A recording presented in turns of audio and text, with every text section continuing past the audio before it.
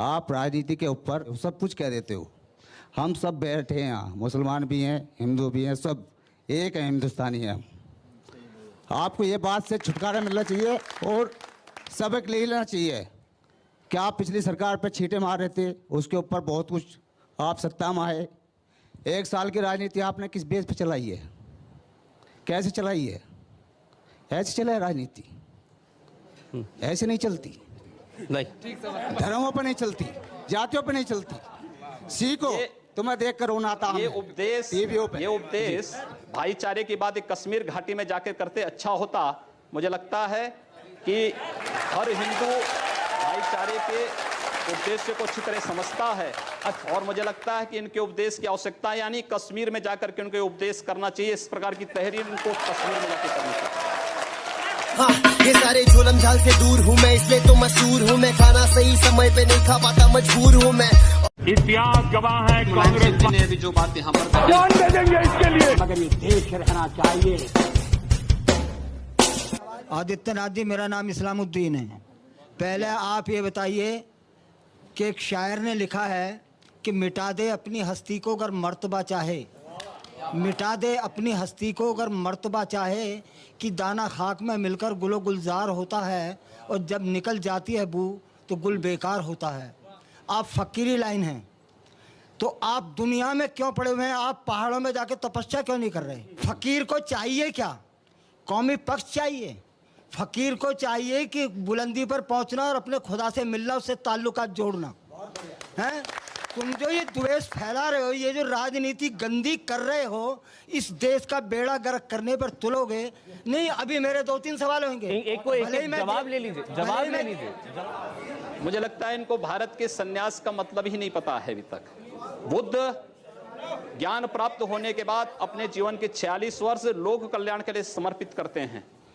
इस देश के अंदर ऋषि परंपरा राष्ट्रीयता के लिए समर्पित रही है और हम भी भारत की इसी राष्ट्रीयता को समर्पित होकर के राजनीति को एक मंच बना करके कार्य कर रहे हैं, जहां पर भारतीय राष्ट्रीयता का गला दबाने का कार्य हो रहा है। उन गला दबाने वालों को दरकिनार करने के लिए उस मंच के रूप में हम लोगों ने इस राजनीति को स्वीकार किया है।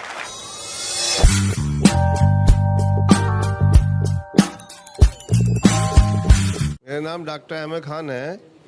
आदित्य जी, आप वैसे तो बहुत भोले हो और बहुत चेहरा भी आपका ऐसा लगता है कि वाकई बहुत मासूम हो, लेकिन आप जब भी बात करते हो कुछ ऐसी बात करो जिसे पब्लिक के लिए अच्छी लगे और देश चलने की बात हो।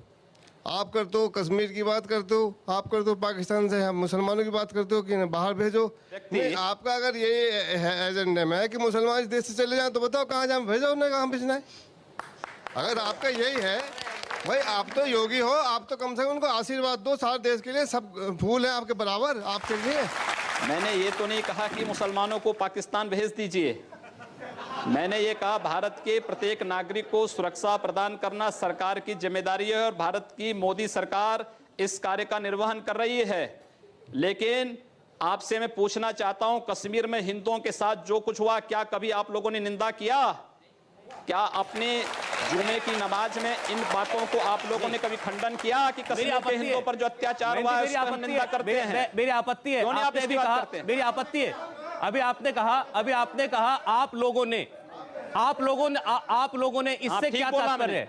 क्यों नहीं खंडन किया इन्होंने? नहीं, इससे क्या तात्पर्य है? इन सब से जो ये प्रश्न पूछ रहे हैं, इन सब से मेरा तात्पर्य है कि इन लोगों ने आखिर इस बात का खंडन कभी क्यों नहीं किया कि कश्मीर में जो कुछ हिंदुओं के साथ हुआ वो गलत हुआ है। खंडन करें ये लोग भी उसका। ऐसे लोगों को कंडम किया जाना चाहिए जो देश के अंदर जाति और मजहब के आधार पर भावनाएं भड़का करके समाज को बांट रहे हैं और देश को कमजोर कर रहे हैं। सुन, मैं वापस आ गया, तू फिर से डरेगा। जिस तरह फ्लॉप हुआ क्या करेगा, मैं पहले से फेमस था। योगी जी, मेरा नाम मुनेंद्र प्रताप सिंह है और मैं आपसे क्वेश्चन करना चाहता हूं कि जिस तरीके से मोदी सरकार में सलमान खान जैसे व्यक्ति ने एक व्यक्ति को, गरीब व्यक्ति को कुचल दिया शराब पीकर, तो उसको बेल मिल जाती है, जयललिता जी को बेल मिल जाती है, लेकिन साध्वी प्रज्ञा ठाकुर जिन पर आज तक कोई भी आरोप तय नहीं हुए और वो 6-7 सालों से जेल में बंद हैं, तो उनकी रिहाई के लिए मोदी सरकार क्यों कुछ नहीं कर रही है? आपका प्रश्न जायज है, लेकिन इस पर मोदी सरकार का बस नहीं है, क्योंकि भारत की न्यायपालिका स्वतंत्र है, सरकार का उस पर कोई नियंत्रण नहीं है, इसलिए न्यायिक उस पर सरकार का कोई हस्तक्षेप नहीं होता है। चलिए।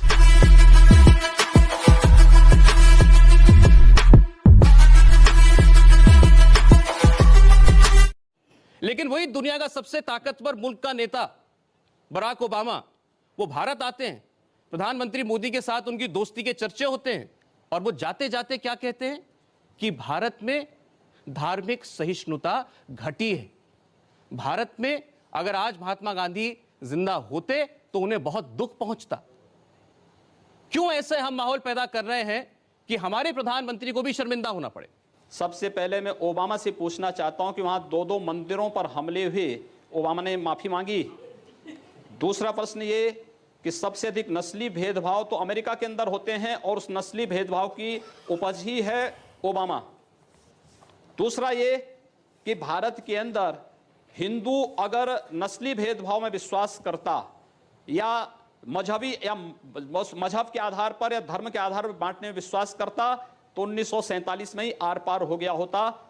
हिंदू से बड़ा सहिष्णु कोई नहीं, और हिंदुस्तान में अगर सेकुलरिज्म जिंदा है तो इसलिए क्योंकि हिंदू बाहुल्य भारत है, बहुसंख्यक यहाँ का हिंदू है, इसलिए है।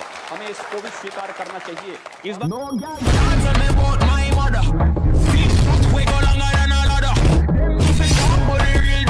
एक आवाज आई आपके एनडीए के बीजेपी के पूर्व साथी हैं, बहुत सीनियर नेता अरुण शौरी, उनका बयान मैं आपको बता रहा हूं। उन्होंने तो वैसे बहुत बातें कही, लेकिन इस सामाजिक मुद्दे पे उन्होंने कहा कि अल्पसंख्यकों में असुरक्षा है, चिंता है, और ये सब कुछ हुआ है घर वापसी, लव जिहाद, चर्च पर हमले, इन जैसे मुद्दों की वजह से। ये आपके साथी थे। देखिए, अरुण शौरी जी के वक्तव्य का खंडन हो चुका है पहले ही।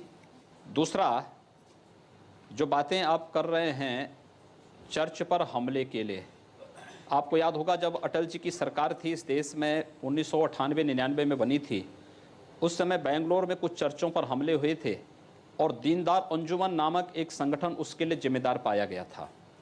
और उस समय भी आपने देखा होगा आगरा में एक चर्च पर हमला हुआ तो पता लगा कि एक ईसाई महिला का कोई प्रेमी था, रिक्शा चालक, उसने हमला किया था। अब उसके लिए आप हिंदू समाज को और सरकार को दोषी ठहराएं तो मुझे लगता है कि स्वयं आप विकास के एजेंडे से स्वयं हट रहे हैं और आम जनता का ध्यान विकास के एजेंडे से भटका रहे हैं।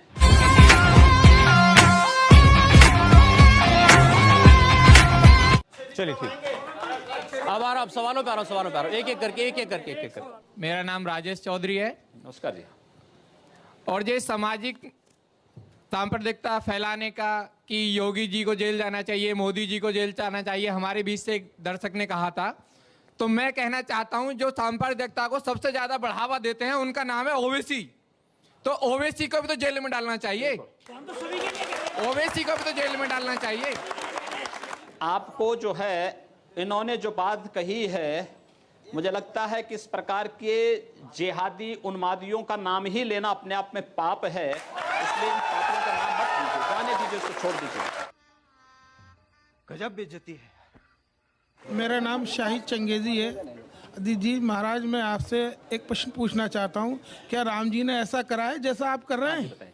अरे राम जी के आदर्शों पे चल रहे हैं, आपको भी राम जी से आदर्श, उनके आदर्श मुझे राम जी से, आपसे ज्यादा प्यार मैं राम जी से करता हूँ, लेकिन इसका मतलब ये नहीं है कि आप प्यार करते हैं तो राम मंदिर के निर्माण के लिए आह्वान करिए।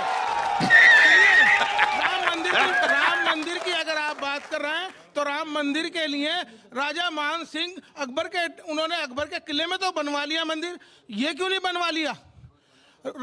उनकी जो रानी थी अकबर का किला, रानी जोताबाई, तो भारत की धरती में मेरी सुनिए, रानी जोताबाई उस टाइम पे अकबर की महारानी हुआ करती थी, उन्हें ध्यान नहीं आया राम जन्मभूमि का।